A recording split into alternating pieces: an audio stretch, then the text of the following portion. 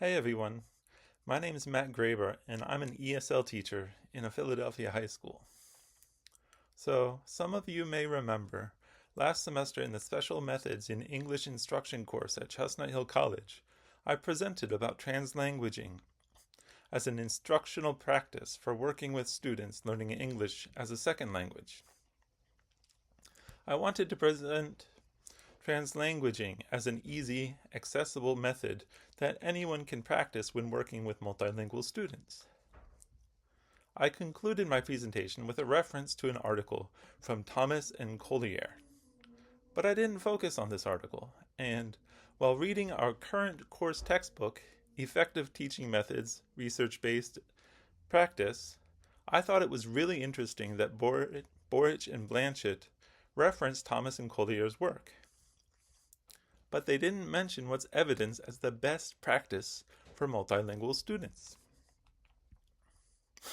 On page 50, Boric and Blanchett cited Thomas and Collier's 2012 article as evidence that, quote, immigrant students who do not attain cognitive academic language proficiency may take up to 7 to 10 years to catch up with their peers. But they didn't reference this other article from the same authors, Thomas and Collier's, which shows the best practices for working with students whose first language is a language other than English. So let's look at the article, starting with the abstract. Quote, this chapter summarizes the findings of 32 years of research from all of our longitudinal studies to date, conducted in 36 school districts in 16 U.S. states, over 7.5 million student records analyzed, following English learners of all language backgrounds, as far as grades kindergarten to 12. These studies are very generalizable to all regions and contexts of the U.S., and have been replicated in other countries, answering questions regarding program effectiveness for policymakers in education. We have shown that English-only and transitional bilingual programs of short duration only close about half of the achievement gap between English learners and native English speakers, while high-quality, long-term bilingual programs close all of the gap after 5 to 6 years of schooling through 2 languages, students' first and second languages. In addition, our studies answer the linguistic question of how long it takes student groups to reach grade level achievement in their second language. Then, in the introduction, they write, our Thomas and Collier research, conducted from 1985 through 2017, has focused on analyzing the long-term academic achievement of language minority students of many different culturally and linguistically diverse backgrounds attending U.S. schools in grades kindergarten through 12, including those who are English learners and those who are English proficient. Our research is designed to answer urgent policy questions of interest to federal, state, and local school district policymakers, since in U.S. schools, this demographic group, language minority students of Hispanic, Asian, and American Indian background, is now the largest minority group, projected to be 40% of the school-age population by 2025.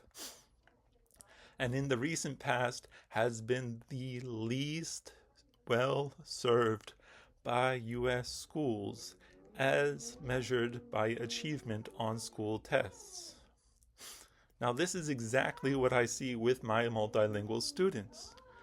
They don't understand many of their science, math, social studies, and English lessons, and the teachers don't make the effort to help them understand.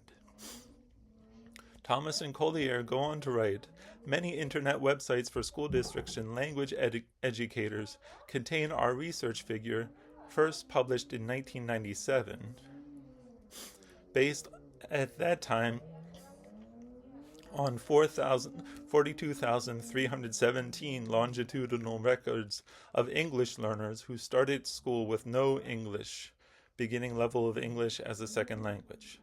The figure follows English learners through their schooling, grades kindergarten to 12, illustrating that in the long term, only dual language programs providing schooling through both first and second languages eventually close all of the achievement gap in the students' second languages.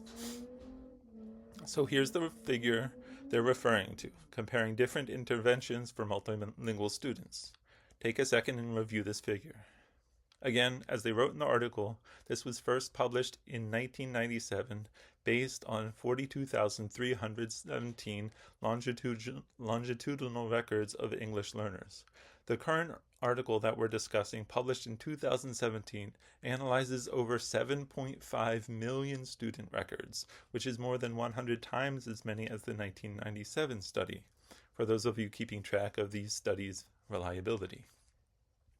Thomas and Collier go on to write, the key finding illustrated in the figure is the crucial role that primary language plays in schooling English learners.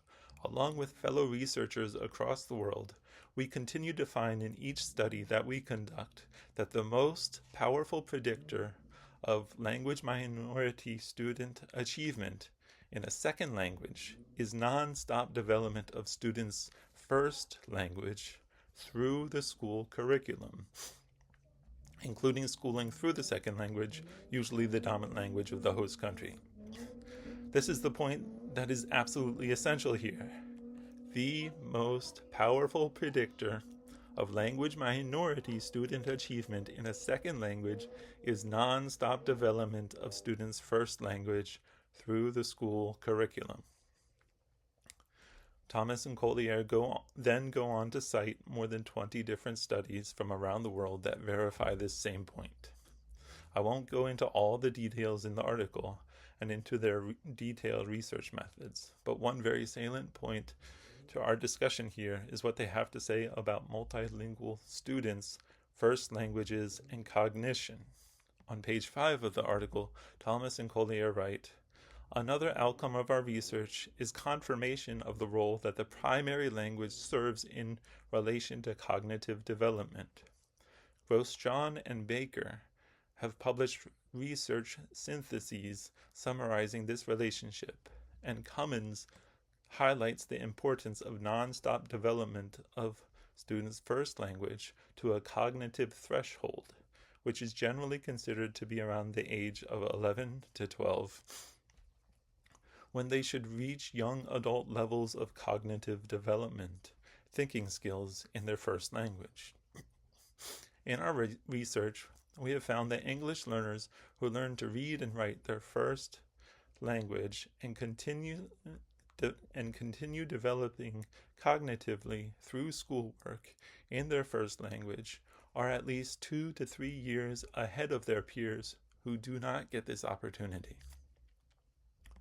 In addition, when we follow students longitudinally who start dual language schooling in kindergarten, we find that the English learners reach grade level achievement in both their first and second languages by around 5th or 6th grade.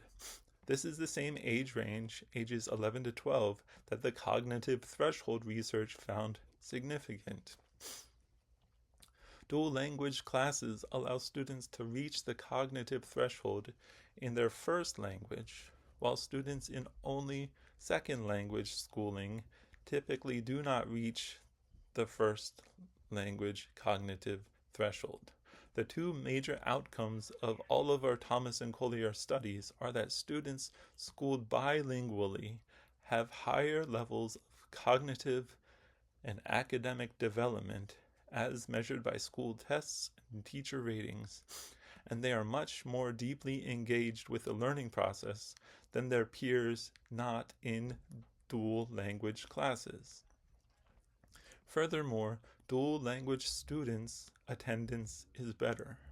their overall interest in school is higher, and they report higher levels of satisfaction and enjoyment in dual language classes. In our studies, we have also confirmed the related sociolinguistic concept from Lambert in 1975 that additive bilinguals who acquire the second language at no cost to their proficient development of their first language do much better in school than subtractive bilinguals who gradually lose use of their first language as they acquire their second language. This is the point that I was making in my translanguaging presentation when I asked the essential question. American schools have a long history of depriving children of understanding of and instruction in their mother tongue. Are we going to continue to do so? When we are talking in our class about what makes an effective teacher and what students need to learn, this article has a very interesting proposition. Thomas and Collier present the PRISM model. On page 8 of the article, they write, the PRISM model defines major development processes that children experience during their school years that need to be supported at school and for full, complete language acquisition and learning to take place. These include 4 major components: sociolinguistic, sociocultural, linguistic, academic, and cognitive processes. And for bilingual learners, all 4 of these need to be fully developed in both their first and second languages. Thomas and Collier go on to write, the results of our program comparisons over time throughout our 32 years of research with 36 school districts research sites indicate that the degree of long-term achievement of English learners in each program is directly related to the number of PRISM model dimensions addressed, the degree of coverage of these dimensions, and the duration of the program in years. We interpret this as evidence that the PRISM model has construct validity as well as predictive validity. Many educators believe that socioeconomic status is the most powerful predictive factor in student achievement. Overall, it does have a lot of explanatory power, but we have found that well-implemented dual language programs can substantially overcome the negative effect of this variable. In multiple linear regressions of the data from many of our research sites, we have found that in the mainstream monolingual English curriculum, socioeconomic status accounts for an average of 18% of the English learners' achievement, while in a quality dual language program, socioeconomic status is reduced to only a 5% impact. In summary, we have found that the amount and quality of first language support in the school program is the most powerful predictor of the long-term success of language minority students.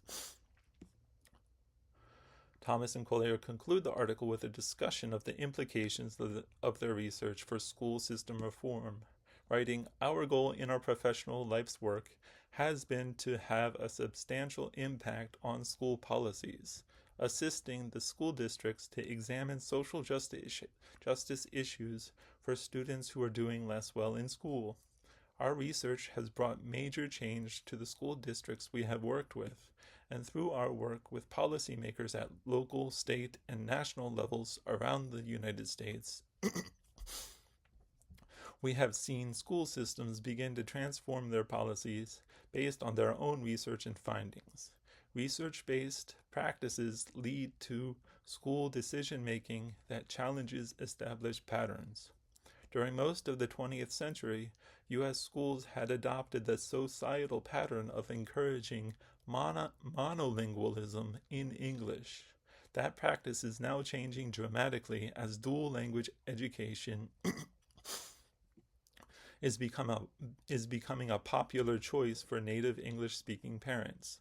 School administrators who hear about and observe dual language classes in a neighboring school district want to be the leaders who bring this innovation to their schools. Language minority parents are beginning to request that their children Language minority parents are beginning to request that their children be schooled in the two languages of their community. New immigrant families are often the most skeptical, but in our school district research sites, language minority parent advocacy groups have often organized to help explain to the new arrivals why this program works so well for their children to acquire better English and do better in school. Even at the state level, this innovation is spreading. The latest indicator is the rapid growth in state biliteracy seals being developed, now approved in at least 22 states. The first one was approved in California in 2011, so in only 6 years, many states are choosing to acknowledge the importance of developing bilingualism during the school years. This allows students who attend dual language classes in grades kindergarten to 12 to apply for the seal, certifying that they are proficient bilinguals in English and another language. Bilingualism and multilingualism is an idea whose time has come to the United States, joining the rest of the very multilingual globe.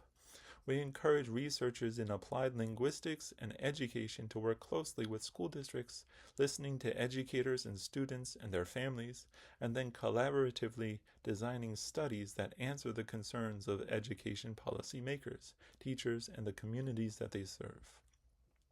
We also encourage doctoral students who have had experience in dual language school contexts to move into higher education positions where they can assist the process of training qualified bilingual professionals for teaching and administrative positions in K-12 schools. Since the greatest current challenge for dual language schools is finding qualified bilingual personnel. Professors in education, linguistics, and foreign language departments must work together to create innovative courses that prepare teachers and school leaders for teaching coursework across the curriculum, math, science, social studies, language arts, everything K-12 in at least 2 languages. This article has provided a brief summary of all of our collaborative professional research and writing. For more details on our research findings, refer to our publications. The links to most of our publications can be found on our website, thomasandcollier.com. Our latest book series available at www.dlenm.org provides an overview of our research findings and implications for schools. These publications are Educating English Learners for a Transformed World, Dual Language Education for a Transformed World, Creating Dual Language Schools for a Transformed World, Why Dual Language Schooling? The Research Rationale, and Transforming Secondary Education, Middle and High School Dual Language Programs. Now, the School District of Philadelphia has over 20,000 students who are qualified as English learners, meaning that their first language is not English, whereas there are only 38 bilingual certified teachers in Philadelphia's schools. So we need to ask ourselves, what is the best practice for English learners, and how can we get them up to grade level? I think Thomas and Collier's article has a very strong case for bilingual education.